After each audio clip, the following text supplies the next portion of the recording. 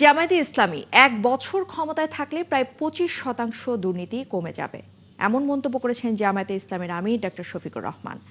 ঢাকা 15 আসনের কাফরুলে নির্বাচনী গণসংযোগে গিয়ে তিনি আরও জানিয়েছেন, জামায়াত ক্ষমতায় গেলে চাঁদাবাজদের কোনো ঠাঁই দেশে হবে না।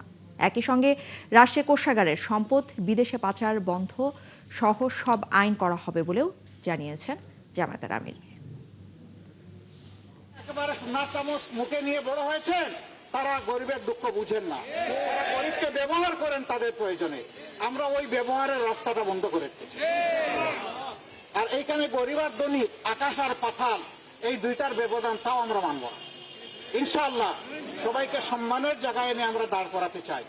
আমরা বিশ্বাস করি দেশে দুর্নীতি, চুরিচামারি, লুণ্ঠন, চাঁদাবাজি বন্ধ হলে এক বছরের ভিতরে দেশের চেহারা পাল্টাবে 25%, আর 5 বছরে পাল্টাবে ইনশাআল্লাহ 100 ভাগ। এটা আমরা কনফিডেন্ট।